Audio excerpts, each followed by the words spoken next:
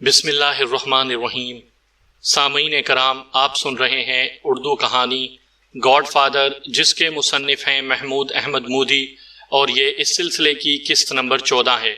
مجھے امید ہے آپ کو میری یہ کاوش پسند آ رہی ہوگی۔ آپ نے اگر ابھی تک میرا چینل کہانی گھر سبسکرائب نہیں کیا تو ابھی میرے چینل کو سبسکرائب کر کے بیل نوٹیفیکیشن آن کر لیجئے تاکہ آنے والی ہر نئی کہانی کی اطلاع بر وقت آپ تک پہنچ سکے۔ پولیس اسٹیشن سے رخصت ہوتے وقت اس نے ڈیسک کلرک کو بتا دیا کہ اگر اس کی ضرورت پڑ جائے تو اس سے کہاں رابطہ کیا جا سکتا ہے۔ اس نے اس معاملے میں بہت زیادہ احتیاط کی ضرورت محسوس نہیں کی تھی۔ اگر یہ بات سامنے آ بھی جاتی کہ وہ سولوزو سے ملنے گیا تھا تو وہ کہہ سکتا تھا کہ سولوزو اصل میں اس کا مخبر تھا اور وہ اس سے کچھ ضروری معلومات حاصل کرنے کی غرض سے ملاقات کرنے گیا تھا۔ پولیس اسٹیشن سے نکل کر کچھ دور پیدل چلا، پھر ایک ٹیکسی پکڑ کر اس مکان کی طرف چل دیا جس کے تہہ خانے میں ان دنوں سولوزو چھپا ہوا تھا۔ سولوزو سے مائیکل کی ملاقات ایک ریسٹورانٹ میں طے پائی تھی۔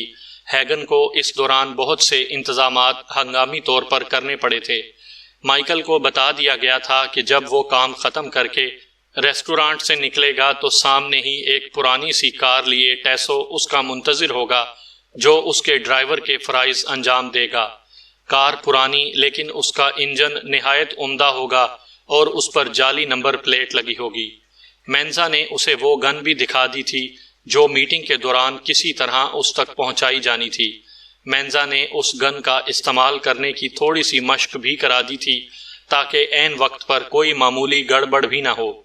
ایک بار پھر اس نے مائیکل کو ہدایات دیتے ہوئے کہا تھا کہ گن استعمال کر چکنے کے بعد اس طرح میز کے نیچے پھینک دینا کہ آس پاس موجود افراد میں سے کسی کو پتہ نہ چلے، تاکہ جب تم وہاں سے نکلو تو لوگ یہی سمجھیں کہ تم ابھی مسلح ہی ہو۔ اس صورت میں کوئی تمہارا راستہ روکنے کی کوشش نہیں کرے گا۔ تم تیز تیز قدموں سے باہر آنا، لیکن دوڑنا نہیں۔ باہر گاڑی میں ٹیسو تمہارا منتظر ہوگا۔ گاڑی میں بیٹھنے کے بعد باقی سارا کام اس پر چھوڑ دینا۔ پھر اس نے ہلکے سے رنگ کا ایک ہیٹ بھی مائیکل کے سر پر رکھ دیا۔ مائیکل ہیٹ پہننے کا عادی نہیں تھا، لیکن مینزا نے اسے ہدایت کی اسے اپنے سر ہی پر رہنے دینا اور چھجا ذرا سا جھکا کر رکھنا۔ اس سے عینی شاہدین کے لیے بھی شناخت کا تعین ذرا مشکل ہو جاتا ہے۔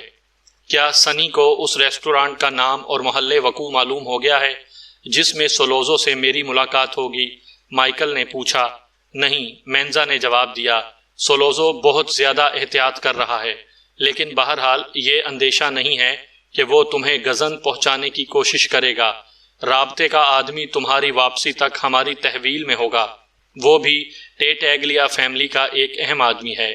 اور وہ دونوں آفس نما اس کمرے میں پہنچے جہاں سنی نے ڈیرا ڈالا ہوا تھا۔ سنی وہاں کاؤچ پر لیٹا ہوا تھا، اس کی آنکھ لگ گئی تھی۔ اس کے قریب میز پر ایک پلیٹ میں سینڈوچ کا بچا کچا ٹکڑا پڑا تھا۔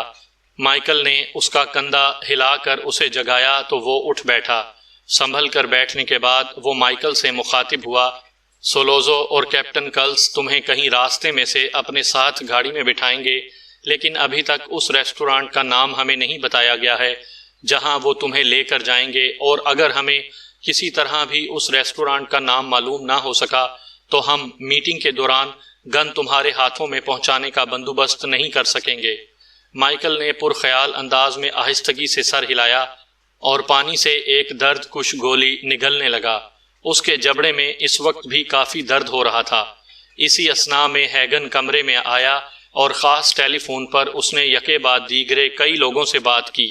آخر وہ رسیور رکھ کر قدرے مایوسی سے سر ہلاتے ہوئے بولا، اس ریسٹورانٹ کے نام اور اس کے محلے وقوع کے بارے میں ابھی تک کچھ بھی معلوم نہیں ہو پا رہا۔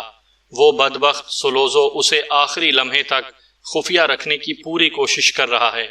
اسی لمحے فون کی گھنٹی بجی۔ رسیور سنی نے اٹھایا اور دوسری طرف سے کچھ سننے کے بعد سب کو خاموش رہنے کا اشارہ کیا۔ چند لمحے وہ انہماک سے بات سنتا رہا، پھر بولا، ٹھیک ہے، وہ وہاں پہنچ جائے گا۔ رسیور رکھنے کے بعد وہ زہریلے انداز میں دھیرے سے ہنسا اور بولا، اس خبیث سولوزو کا پیغام تھا۔ آج رات 8 بجے وہ اور کیپٹن کلس براڈ وے پر واقع جیک کے بار کے سامنے سے مائیکل کو اپنے ساتھ گاڑی میں بٹھائیں گے اور ملاقات کی جگہ پر لے جائیں گے۔ سولوزو کا کہنا ہے کہ وہ اور مائیکل اطالوی میں بات کریں گے تاکہ کیپٹن کلس کچھ نہ سمجھ سکے، لیکن مائیکل کے جانے سے پہلے رابطے کا آدمی ہماری تحویل میں ہونا چاہیے، ہیگن بولا۔ رابطے کا آدمی اس وقت میرے گھر پر میرے 3 آدمیوں کے ساتھ تاش کھیل رہا ہے، مینزا نے بتایا۔ یوں سمجھو وہ ہماری تحویل میں ہی ہے۔ میرے آدمی اس وقت تک اسے جانے نہیں دیں گے جب تک میں انہیں فون کر کے حکم نہ دوں، سنی صوفے میں دھنستے ہوئے بولا۔ ابھی تک ہمیں ملاقات کی جگہ کے بارے میں کچھ معلوم نہیں ہو سکا۔ اس کے انداز میں غصہ، بے بسی اور جھنجھلاہٹ تھی۔ پھر اس نے ہیگن کو مخاطب کیا، ہمارے مخبر تو ٹیگ لیا فیملی میں بھی موجود ہیں، انہوں نے اس سلسلے میں ہمیں کوئی اطلاع نہیں دی۔ سولوزو اس معاملے میں حد سے زیادہ رازداری برت رہا ہے۔ اس نے اپنی حفاظت پر بھی کسی کو مامور نہیں کیا اور فرض کر لیا ہے کہ کیپٹن کلس کا اس کے ساتھ ہونا ہی کافی ہے، ہیگن بولا۔ جب وہ دونوں مائیکل کو لے کر روانہ ہوں گے تو ہمارے کسی آدمی کو ان کا تعاقب کرنا ہوگا۔ یہ ممکن نہیں ہوگا، سنی نے نفی میں سر ہلایا۔ انہوں نے خصوصی ہدایت کی ہے کہ کوئی ان کا تعاقب کرنے کی کوشش نہ کرے اور وہ اس سلسلے میں پورا اطمینان بھی کریں گے۔ اگر انہیں شبہ ہو گیا کہ کوئی ان کا تعاقب کر رہا ہے تو ملاقات خطرے میں پڑ جائے گی۔ اس کے علاوہ پیچھا کرنے والے سے پیچھا چھڑانا کوئی زیادہ مشکل نہیں ہوتا۔ اس وقت شام کے 5 بج رہے تھے۔ سنی اپنے چہرے پر تشویش کے آثار لیے چند لمحے کچھ سوچتا رہا، پھر بولا، براڈ وے پر جیک کے بار کے سامنے جب گاڑی مائیکل کو لینے کے لیے رکے تو کیوں نہ مائیکل اسی وقت گاڑی میں موجود افراد کو گولیاں مار دے۔ ہیگن نفی میں سر ہلاتے ہوئے بولا، اور اگر اس وقت سولوزو گاڑی میں نہ ہوا تو؟ پھر اسے جیسے کچھ یاد آیا اور وہ چٹکی بجاتے ہوئے بولا، وہ جو پولیس میں ہمارا مخبر ہے، سراغ رساں فلپس، کیوں نہ اسے فون کیا جائے؟ سنی، تم اسے فون کرو، شاید وہ معلوم کر سکے کہ کیپٹن آج رات کہاں کے لیے روانہ ہو رہا ہے۔ شاید کیپٹن کلس کو رازداری کی اتنی زیادہ پرواہ نہ ہو اور وہ پولیس اسٹیشن میں کسی کو یہ بتا کر رخصت ہو کہ ضرورت کے وقت اس سے کہاں رابطہ کیا جا سکتا ہے۔ اس پہلو پر قسمت آزمائی کرنے میں کوئی حرج نہیں۔ سنی کی آنکھوں میں کچھ چمک آ گئی۔ اس نے فوراً فون پر ایک نمبر ملا کر کچھ دیر نیچی آواز میں بات کی، پھر رسیور رکھ کر بولا، فلپس نے کہا ہے کہ وہ معلوم کرنے کی کوشش کرے گا اور چند منٹ بعد ہمیں فون کرے گا۔ انہیں چند منٹ کے بجائے آدھا گھنٹہ انتظار کرنا پڑا اور فون کی گھنٹی بجی۔ دوسری طرف فلپس ہی تھا۔ اس سے بات کرتے وقت سنی نے ایک کاغذ پر کچھ نوٹ کیا، پھر اس نے رسیور رکھا تو اس کے چہرے پر تناؤ بڑھ چکا تھا، لیکن اس کے ساتھ امید کا تاثر بھی تھا۔ شاید یہی ہماری مطلوبہ جگہ ہو، وہ کاغذ اونچا کرتے ہوئے بولا۔ کیپٹن کلس ہمیشہ یہ بتا کر پولیس اسٹیشن سے رخصت ہوتا ہے کہ ضرورت کے وقت اس سے کہاں رابطہ کیا جا سکتا ہے۔ آج وہ یہ بتا کر نکلا ہے کہ 8 سے 10 بجے کے درمیان وہ برونکس کے علاقے میں لیونا ریسٹورانٹ میں ہوگا۔ میں نے تو یہ نام پہلی بار سنا ہے، کسی کو اس بارے میں کچھ معلوم ہے؟ مجھے معلوم ہے، ٹیسو فوراً بولا۔ میں نے یہ ریسٹورانٹ دیکھا ہے، چھوٹا ہے اور اس میں زیادہ تر فیملیز آتی ہیں۔ اس میں خاصے بڑے بڑے بوت ہیں جن میں لوگ آرام سے بیٹھ کر بات چیت کر سکتے ہیں۔ سولوزو نے اپنے مقصد کے لیے اچھی جگہ کا انتخاب کیا ہے۔ پھر وہ ایک کاغذ پر باقاعدہ نقشہ بنا کر مائیکل کو ریسٹورانٹ کی ساخت کے بارے میں سمجھانے لگا اور یہ بھی بتانے لگا کہ وہ باہر کہاں اس کا منتظر ہوگا اور کس طرح گاڑی کی ہیڈ لائٹ سے اسے سگنل دے گا۔ یہ سب کچھ سمجھاتے ہوئے وہ بولا، اور اگر اندر کوئی گڑبڑ ہو جائے تو چیخ کر مجھے پکارنا، میں آ کر تمہیں وہاں سے نکالنے کی کوشش کروں گا۔ پھر وہ مینزا سے مخاطب ہوا، تمہیں جلدی سے اپنے کسی آدمی کو لیونا ریسٹورانٹ بھیجنا ہوگا تاکہ وہ پہلے ہی وہاں گن چھپا دے۔ اس ریسٹورانٹ کے ٹوائلٹ پرانی ساخت کے ہیں، ان میں فلش کی ٹینکی اور دیوار کے درمیان کچھ فاصلہ ہے۔ اپنے آدمی کو ہدایت کر دو کہ گن اس جگہ فلش کی ٹینکی کے پچھلی طرف ٹیپ سے چپکا دے۔ پھر اس کا رخ مائیکل کی طرف ہو گیا۔ وہ جب کار میں تمہاری تلاشی لے چکیں گے اور دیکھ چکے ہوں گے کہ تمہارے پاس کوئی ہتھیار نہیں ہے تو وہ تمہاری طرف سے بالکل بے فکر ہو جائیں گے۔ ریسٹورانٹ میں کچھ دیر بات کرنے کے بعد تم ان سے واش روم جانے کی اجازت طلب کرنا۔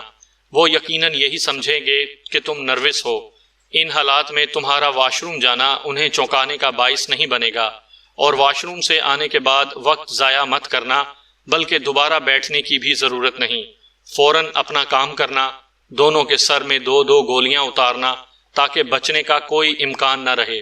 اس کے بعد دوڑے بغیر جتنی تیزی سے ممکن ہو ریسٹورانٹ سے نکل آنا۔ مائیکل کے علاوہ سنی بھی یہ سب کچھ انہماک سے سن رہا تھا۔ مینزا نے مائیکل کو گویا اطمینان دلایا، گن تمہیں وہاں کے ٹوائلٹ میں فلش کی ٹینکی کے پیچھے چپکی ہوئی مل جائے گی۔ میں اپنے ایک بہترین آدمی کو اس کام کے لیے روانہ کر رہا ہوں۔ مینزا اور ٹیسو کمرے سے چلے گئے۔ ہیگن بولا، سنی، کیا مائیکل کو براڈ وے تک گاڑی میں لے جاؤں؟ نہیں، سنی نے بلا تامل جواب دیا، میں چاہتا ہوں تم یہیں رہو، مجھے تمہاری یہاں زیادہ ضرورت پڑے گی۔ جو ہی مائیکل اپنا کام ختم کرے گا ہمارا کام شروع ہو جائے گا۔ تم نے اخبار والوں کو ہوشیار کر دیا ہے؟ ہیگن اثبات میں سر ہلاتے ہوئے بولا، جو ہی یہ واقعہ رونما ہوگا میں انہیں معلومات فراہم کرنا شروع کر دوں گا۔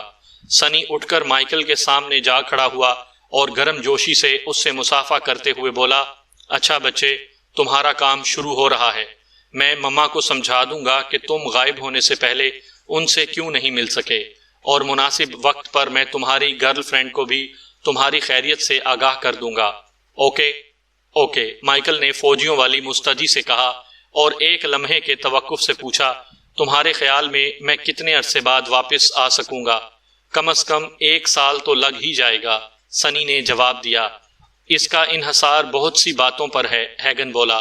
اخبارات سے ہم کس حد تک اپنے حق میں کام لینے میں کامیاب ہوتے ہیں، پولیس ڈپارٹمنٹ ہمیں سبق سکھانے کے بجائے اپنی عزت بچانے کی کس حد تک فکر کرتا ہے، دوسری فیملیز کتنی شدت سے اپنا رد عمل ظاہر کرتی ہیں، ان سب باتوں پر تمہاری واپسی کا انحصار ہوگا۔ بہرحال یہ تو طے ہے کہ بہت ہنگامہ، بہت خون خرابہ ہوگا اور بہت ہلچل مچے گی۔ براڈ وے پر مائیکل مقررہ وقت سے 15 منٹ پہلے ہی جیک کے بار کے سامنے پہنچ گیا اور فٹ پاتھ پر کھڑا انتظار کر رہا تھا کہ کوئی گاڑی اسے لینے آئے۔ اسے یقین تھا کہ سولوزو وقت کی پابندی کرے گا۔ اسے یہ بھی یقین تھا کہ اسے ایک نہایت مشکل کام درپیش تھا، جس کی وجہ سے اس کی زندگی کا رخ تبدیل ہو رہا تھا اور جس میں اس کی جان بھی جا سکتی تھی۔ سولوزو کوئی عام انسان نہیں تھا اور کلس ایک نہایت سخت جان اور شفاق پولیس آفیسر تھا۔ جونی کے جبڑے میں اس وقت بھی درد ہو رہا تھا، لیکن اسے یہ درد گراں نہیں گزر رہا تھا۔ اسے امید تھی کہ یہ درد ہی اسے مستعد اور چوکنا رکھے گا۔ وہ ایک لمحے کے لیے بھی سست پڑنا نہیں چاہتا تھا۔ براڈ وے پر اس وقت چہل پہل نہیں تھی، وہ ایک سرد رات تھی۔ آخر ایک بڑی سی سیاہ کار فٹ پاتھ کے قریب این مائیکل کے سامنے آ کر رکی تو اس کا دل دھڑک اٹھا۔ ڈرائیور والی سائیڈ سے کسی نے دروازہ کھولا اور باہر جھک کر کہا، بیٹھ جاؤ مائیکل۔ مائیکل اسے پہچانتا نہیں تھا۔ وہ کوئی نوجوان بدماش معلوم ہوتا تھا جس کا گریبان کھلا تھا۔ مائیکل کو چونکہ نام لے کر مخاطب کیا گیا تھا اس لیے وہ گاڑی میں بیٹھ گیا، اور تب اس نے دیکھا کہ پچھلی سیٹ پر سولوزو اور کلس موجود تھے۔ سولوزو نے مصافحے کے لیے ہاتھ بڑھایا، مائیکل نے اس سے مصافحہ کر لیا۔ اس کے مضبوط ہاتھ میں حرارت تھی اور اس پر پسینے کی نمی نہیں تھی۔ مجھے تمہارے آنے کی خوشی ہے مائیکل، وہ ہموار اور خالص کاروباری سے لہجے میں بولا۔ مجھے امید ہے کہ ہم مل کر معاملات کو سلجھا سکیں گے۔ جو کچھ ہوا ہے وہ نہیں ہونا چاہیے تھا۔ میری بھی یہی خواہش ہے کہ آج رات مسئلہ حل ہو جائے، مائیکل پرسکون لہجے میں بولا۔ میں نہیں چاہتا کہ میرے والد کو مزید کوئی تکلیف دی جائے۔ میں اپنے بچوں کی قسم کھا کر کہتا ہوں کہ تمہارے والد کو آئندہ کوئی تکلیف نہیں پہنچائی جائے گی، سولوزو بولا۔ بس میں چاہتا ہوں کہ تم ذرا دل کشادہ رکھ کر مجھ سے بات چیت کرو۔ تمہارا بڑا بھائی تو بہت گرم کھوپڑی کا ہے، اس سے تو کاروباری بات چیت کرنا اور معاملات طے کرنا بہت مشکل ہے۔ کیپٹن کلس نے ہنکارا بھرا اور ہاتھ بڑھا کر مشفقانہ انداز میں مائیکل کے کندھے تپتپاتے ہوئے بولا، یہ بڑا اچھا بچہ ہے، امید ہے اس سے بات چیت نتیجہ خیز رہے گی۔ پھر وہ براہ راست مائیکل سے مخاطب ہوا۔ مجھے اپنے اس رات کے رویے پر افسوس ہے مائیکل، مجھے احساس ہے کہ شاید میں بوڑھا ہوتا جا رہا ہوں، اس لیے مجھے جلدی غصہ آ جاتا ہے، اور پھر میرا کام بھی کچھ ایسا ہی ہے، ہر وقت ہی میرے سامنے غصہ دلانے والی باتیں ہوتی رہتی ہیں۔ اس نے ایک ٹھنڈی سانس لے کر اپنی حالت پر گویا خود ہی تعصب کا اظہار کیا، پھر آگے جھک کر نہایت ماہرانہ انداز میں مائیکل کی تلاشی لی۔ اس کا انداز ایسا تھا کہ مائیکل کے پاس اگر کوئی ننھا سا بھی ہتھیار ہوتا تو پوشیدہ نہیں رہ سکتا تھا۔ اس نے مطمئن ہو کر سولوزو کی طرف دیکھ کر سر ہلا دیا اور سولوزو بھی مطمئن ہو گیا۔ گاڑی اس دوران تیز رفتاری سے آگے روانہ ہو چکی تھی۔ اگر کوئی ان کے تعاقب میں ہوتا تو اسے بھی ٹریفک کے درمیان تیز رفتاری ہی کا مظاہرہ کرنا پڑتا۔ وہ لوگ تعاقب کے سلسلے میں قطعی فکر مند نظر نہیں آ رہے تھے۔ گاڑی ویسٹ سائیڈ ہائی وے کی طرف جا رہی تھی، لیکن اس وقت اسے مایوسی کا دھچکا لگا جب گاڑی جارج واشنگٹن برج کی طرف مڑ گئی۔ اس کا مطلب تھا کہ وہ لوگ برونکس کے علاقے کی طرف نہیں جا رہے تھے جہاں لیونا ریسٹورانٹ واقع تھا۔ ان کا رخ تو نیو جرسی کی طرف ہو چکا تھا۔ مائیکل کو احساس ہوا کہ سنی کو جو اطلاع ملی تھی اس پر انحصار کرنا ٹھیک نہیں رہا تھا، اور اب گویا ساری محنت، ساری منصوبہ بندی عکارت جا رہی تھی۔ گن تو لیونا ریسٹورانٹ میں چھپائی گئی تھی، لیکن لگتا تھا کہ وہ لوگ اسے مذاکرات کے لیے کہیں اور لے جا رہے تھے۔ مائیکل کا دل ڈوبنے لگا۔ کار تیز رفتاری سے پل عبور کرنے کے بعد شہر کی روشنیوں کو پیچھے چھوڑتی ہوئی نیو جرسی کی طرف چلی جا رہی تھی۔ مائیکل کوشش کر رہا تھا کہ اس کے چہرے سے کسی قسم کے تاثرات کا اظہار نہ ہو۔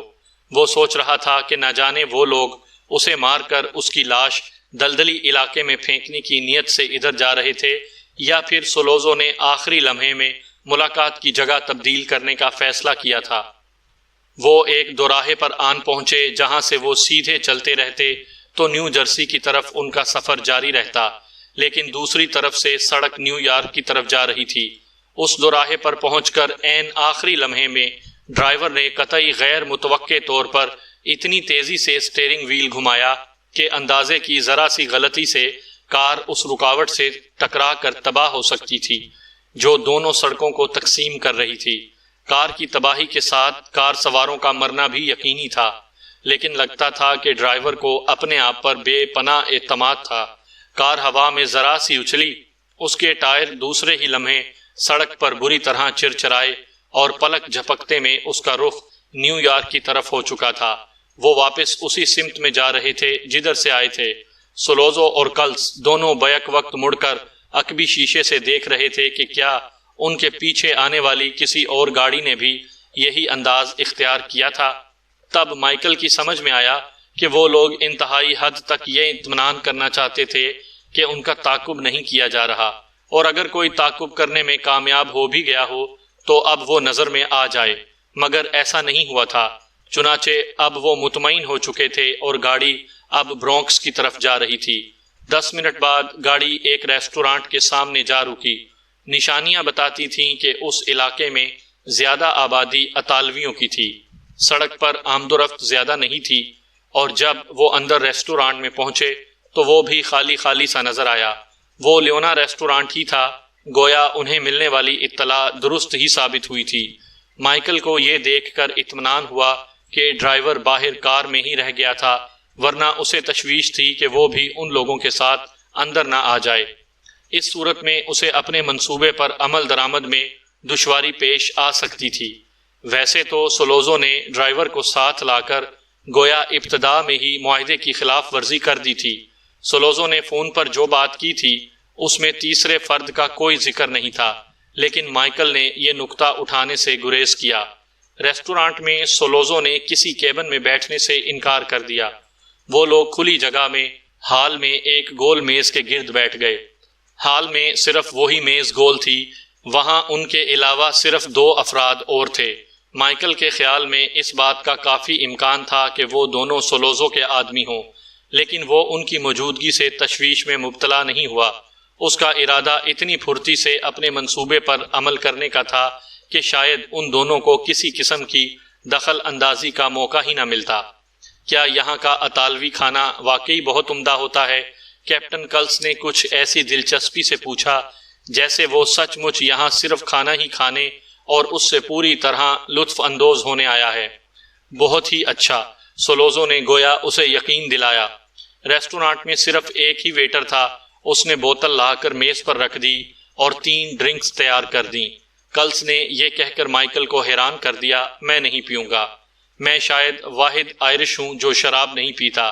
میں نے بہت سے اچھے بھلے لوگوں کو شراب کی وجہ سے تباہ ہوتے دیکھا ہے۔ سولوزو نے تفہیمی انداز میں سر ہلایا، پھر کیپٹن سے مخاطب ہوا، میں مائیکل سے اطالوی میں بات کروں گا۔ یہ مت سمجھنا کہ میں تم پر بد اعتمادی کا اظہار کر رہا ہوں اور اپنی گفتگو خفیہ رکھنا چاہتا ہوں، بلکہ اس کی وجہ صرف یہ ہے کہ میں انگریزی میں اپنا مفہوم زیادہ اچھی طرح بیان نہیں کر سکتا۔ اطالوی میں بات کر کے شاید میں مائیکل کو زیادہ آسانی سے اپنے موقف کا قائل کر سکوں۔ تمہارا جس زبان میں دل چاہے بات کرو، میں تو اس وقت صرف کھانے سے لطف اندوز ہونے کے موڈ میں ہوں، کیپٹن نے بے پرواہی سے کہا۔ سولوزو نے مطمئن انداز میں سر ہلایا اور مائیکل کی طرف متوجہ ہو گیا۔ سولوزو نے اطالوی میں کہنا شروع کیا، تمہارے والد کے ساتھ جو کچھ ہوا مجھے اس پر افسوس ہے، لیکن تمہیں یہ تو سمجھ لینا چاہیے کہ یہ خالص کاروباری معاملہ ہے۔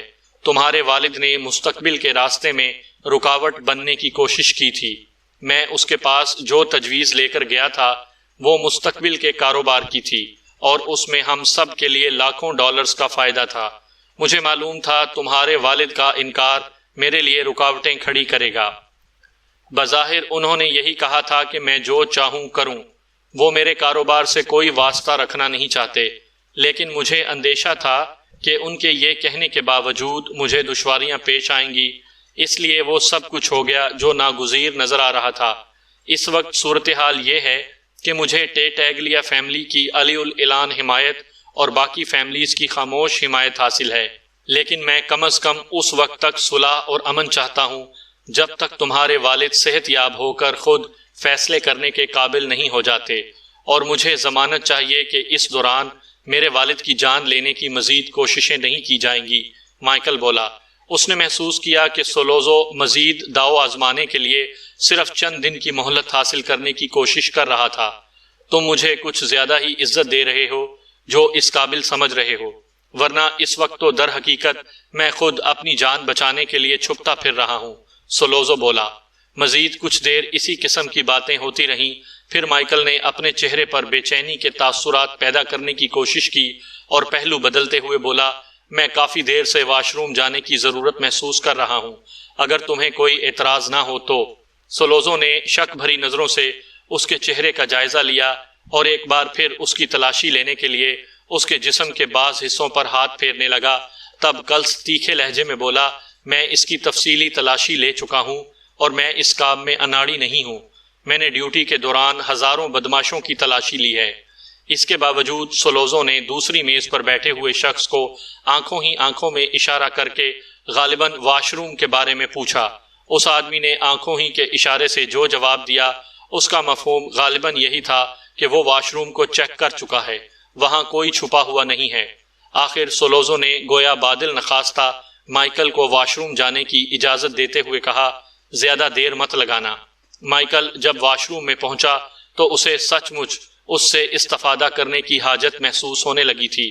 فارغ ہو کر اس نے فلش کی ٹینکی کے پیچھے ہاتھ ڈالا تو اسے وہاں گن کی موجودگی کا احساس ہوا۔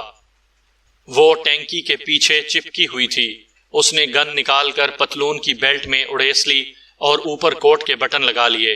پھر اس نے ہاتھ دھوئے اور بال بھی تھوڑے سے گیلے کر لیے۔ گن پر تو اسے انگلیوں کے نشانات ثبت ہونے کی فکر نہیں تھی۔ اس نے واش بیسن کی ٹوٹی وغیرہ پر سے اپنی انگلیوں کے نشانات صاف کر دیے اور واپس روانہ ہوا۔ سولوزو کا رخ واش روم کی طرف ہی تھا اور وہ پوری طرح چوکنا نظر آ رہا تھا۔ دوسری میز پر موجود شخص بھی اس دوران گویا سخت اعصابی تناؤ کا شکار تھا۔ مائیکل میز کے قریب پہنچ کر گویا سکون کی سانس لیتے ہوئے بولا، اب میں آرام سے بات چیت کر سکتا ہوں۔ سولوزو نے بھی گویا سکون کی سانس لی اور دوسری میز پر موجود آدمی بھی کچھ مطمئن نظر آنے لگا۔ کھانا آ چکا تھا اور کیپٹن کلس کھانے میں مصروف ہو چکا تھا۔ اس کے لیے گویا صورتحال ذرا بھی تشویشناک نہیں تھی۔ مائیکل دوبارہ بیٹھ گیا۔ مینزا نے تو اسے ہدایت کی تھی کہ وہ واش روم سے واپس آتے ہی دونوں آدمیوں کو شوٹ کر دے، لیکن اس کی چھٹی حس نے اسے خبردار کیا تھا کہ وہ لمحہ اس کام کے لیے موزوں نہیں تھا۔ اگر وہ اس وقت ایسی کوشش کرتا تو شاید خود مارا جاتا۔ اس وقت سولوزو اور دوسری میز پر موجود نگران دونوں ہی شکار پر نکلے ہوئے کسی درندے کی طرح چوکنا تھے۔ اس نے ان دونوں کے اعصاب ذرا ڈھیلے پڑ جانے اور ان کے ذرا مطمئن ہو جانے کا انتظار کرنا بہتر سمجھا۔ سولوزو مائیکل کی طرف جھک کر دوبارہ بات شروع کر چکا تھا، لیکن مائیکل ایک لفظ بھی نہیں سن رہا تھا۔ اس کا سینے سے نیچے کا حصہ میز کی آڑ میں تھا۔ وہ اپنا ہاتھ بھی نیچے ہی رکھے ہوئے کوٹ کا بٹن کھول چکا تھا۔ اس کا ہاتھ گن کے دستے پر پہنچ چکا تھا۔ اس کے کانوں میں نہ جانے کہاں سے شائیں شائیں کی سی آواز آ رہی تھی۔ اس وقت ویٹر ان کی میز کے قریب آ چکا تھا اور سولوزو نے اس سے بات کرنے کے لیے گردن موڑ لی تھی۔ مائیکل میز کو دھکیلتے ہوئے اچانک اٹھ کھڑا ہوا۔ اسی لمحے گن اس کی بیلٹ سے نکل کر اس کے ہاتھ میں آ چکی تھی اور اس کی چھوٹی سی نالی سولوزو کے سر کو تقریباً چھو رہی تھی۔ سولوزو نے اضطراری طور پر پیچھے ہٹنے کی کوشش کی، لیکن اس وقت تک مائیکل ٹریگر دبا چکا تھا۔ گولی اس کی کن پٹی میں گھس کر دوسری طرف سے نکلی تو ادھر خاصا بڑا بدنما سوراخ نمودار ہو گیا۔ خون کے چھینٹے اڑ کر ویٹر کے یونیفارم پر پڑے اور دہشت سے اس کی آنکھیں پھیل گئیں۔ مائیکل نے محسوس کر لیا کہ سولوزو کے لیے وہ ایک گولی کافی تھی۔ اسی لمحے کیپٹن کلس نے سر اٹھا کر سولوزو کی طرف دیکھا تھا۔ اسے یقیناً سولوزو کی آنکھوں میں زندگی کا چراغ بجھتے نظر آ گیا تھا۔ وہ کانٹے میں مچھلی کا ٹکڑا پھنسائے اسے منہ کی طرف لے جا رہا تھا، لیکن اس کا ہاتھ ہوا میں ہی ساکت ہو گیا۔ یہ سارا منظر شاید 1 یا 2 سیکنڈ کا تھا، لیکن مائیکل گویا یہ سب کچھ سلو موشن میں دیکھ رہا تھا۔ اس نے ایک لمحہ بھی ضائع نہیں کیا۔ گن کا رخ کلس کی طرف ہوا اور دوسرا فائر ہوا۔ گولی اس کے حلق میں لگی۔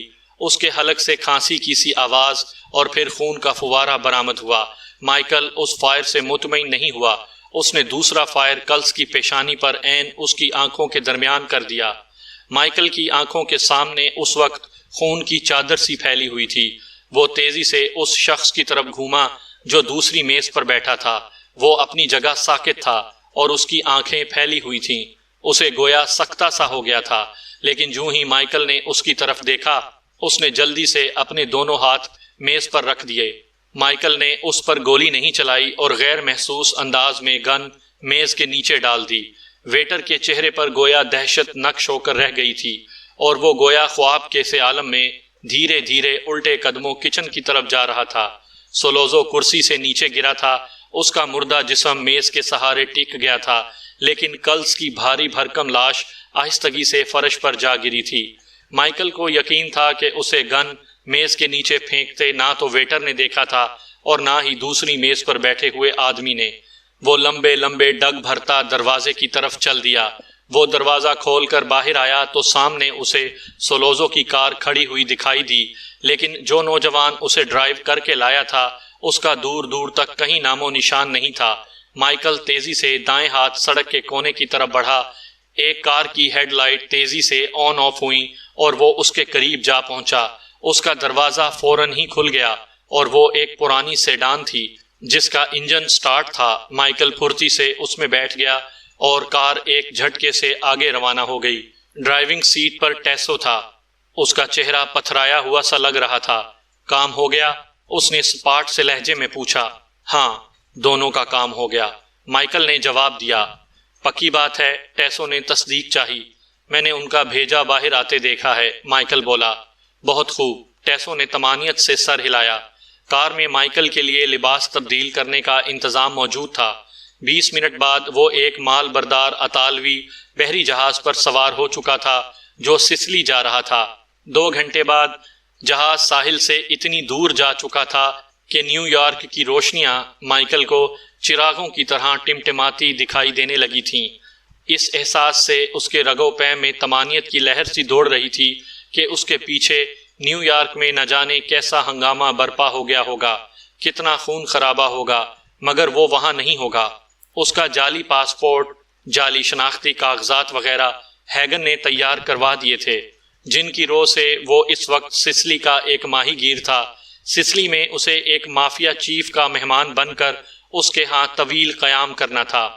سولوزو اور کیپٹن میکلز کے قتل کے دوسرے دن نیو یارک کے تمام پولیس اسٹیشنز کے انچارج آفیسرز نے بدماشوں کی دنیا میں یہ پیغام بھجوا دیا کہ جب تک کلز کا قاتل پکڑا نہیں جاتا، شہر میں کسی بھی پولیس اسٹیشن کی حدود میں کوئی غیر قانونی دھندا نہیں ہوگا۔ بہت سی ایسی جگہوں پر پولیس کی بھاری نفری نے چھاپے مارے اور سینکڑوں افراد کو گرفتار کر لیا جہاں اس طرح کے دھندے ہوتے تھے۔ یوں زیر زمین دنیا کی سرگرمیاں گویا یک لخت رک گئی تھیں۔ اسی شام دیگر فیملیز کا ایک مشترکہ قاصد کارلیون فیملی کے پاس پہنچا اور اس نے ان سے معلوم کیا کہ وہ کلس کے قاتل کو پولیس کے حوالے کرنے کے لیے تیار ہیں یا نہیں۔ کارلیون فیملی کی طرف سے اسے یہ جواب دے کر بھیجا گیا کہ اس معاملے سے ان کا کوئی تعلق نہیں، اس لیے انہیں اس فکر میں دبلے ہونے کی ضرورت نہیں تھی۔ اس رات مال پر جہاں کارلیون فیملی کے گھر واقع تھے، ایک کار اس زنجیر کے پاس آ کر رکی جو راستہ روکنے کے لیے لگائی جاتی تھی۔ اس کار سے مال پر ایک بم پھینکا گیا جس کے بعد کار تیزی سے فرار ہو گئی۔ تاہم اس بم سے کوئی خاصا نقصان نہیں ہوا کیونکہ وہ گھبراہٹ زدہ انداز میں کسی خاص ہدف کے بغیر پھینکا گیا تھا۔ البتہ اسی رات چھوٹے سے ایک اطالوی ریسٹورانٹ میں سکون سے کھانا کھاتے ہوئے 2 افراد کو گولی مار دی گئی۔ وہ دونوں کارلیون فیملی کے خاص نشانچی تھے۔ یوں نیو یارک میں مافیاؤں کی 1946 کی مشہور زمانہ لڑائی شروع ہوئی جس میں 5 فیملیز ایک طرف تھیں اور صرف ایک فیملی دوسری طرف۔